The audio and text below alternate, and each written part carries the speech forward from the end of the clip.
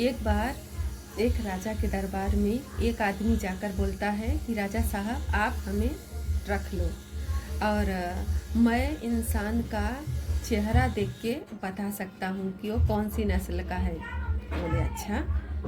तो राजा ने बोला ठीक है, उसको घोड़े का सेनापति के रूप में उसको रख लिया। और एक घोड़ा था जो राजा को बहुत ही पसंद था। राजा बोलता है कि अच्छा बताओ ये नस्ल का घोड़ा है कि नहीं।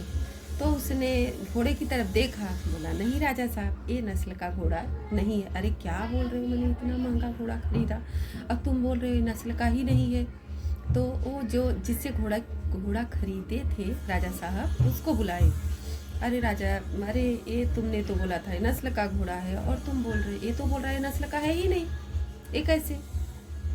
तो बोलता है कि बात ऐसी है राजा साहब, जब ये घोड़ा पैदा हुआ था ना तो इसकी माँ का मतलब देहांत हो गया था, डेथ हो गया था।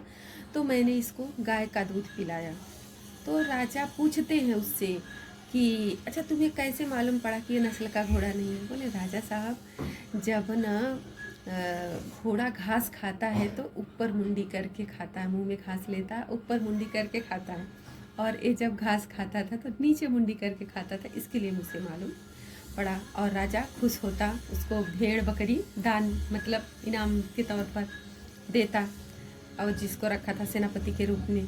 फिर उसके बाद बोला तुम बताओ मेरी रानी खानदानी है कि नहीं। बोला सच बोलूं राजा साहब, रानी जी जिस तरह से नौकरों के साथ गाली देना मतलब बात व्यवहार से जैसे रहती है ना, मुझे ऐसा नहीं लगता है कि रानी जी खानदानी है।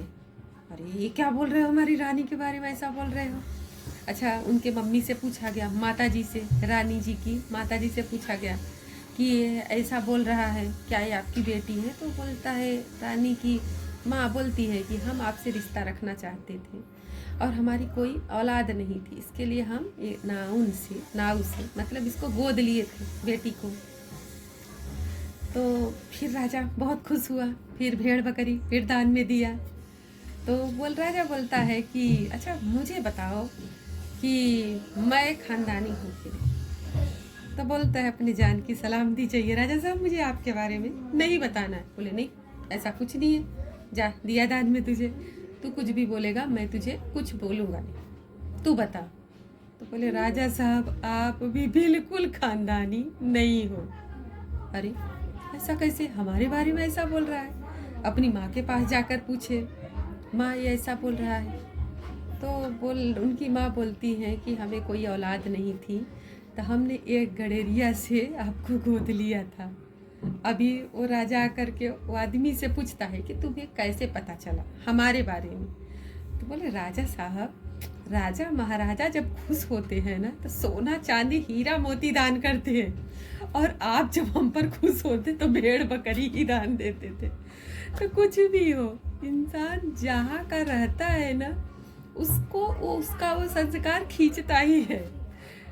अगर कोई हमारे पिताजी भी बोलते थे, अगर कोई अमीर हो जाता है तो उसकी ना 12 साल की मतलब 50 सालों तक उसकी अमीरी की बूँद नहीं जाती, वो भले ही गरीब हो जाए लेकिन उसको दान देने का और कुछ भी उठा के दूसरे के देने का उसका जो आदत रहता है ना वही रहता है। अब वैसे इंसान अगर गरीब हो जाता है ना तो गरीब रहता है, अगर किसी कारण बस उसके पास बहुत सारा पैसा आ गया, अमीर बन भी गया ना तो गरीबी की बू नहीं जाती है, वो किसी को देना नहीं चाहेगा।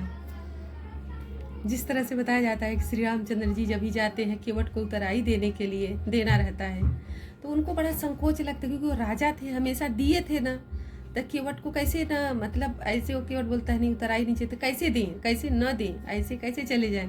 तो जो अमीर रहता है उसकी अमीरता की बू नहीं जाती, जो गरीब रहता है उसकी गरीबी की बू नहीं जाती। इस तरह वो राजा भले ही राजा था लेकिन वो मतलब दान देता, उसके पास क्या कुछ की चीज़ की कमी नहीं थी, सब कुछ था, लेकिन वो दान में भेड़ बकरी देता।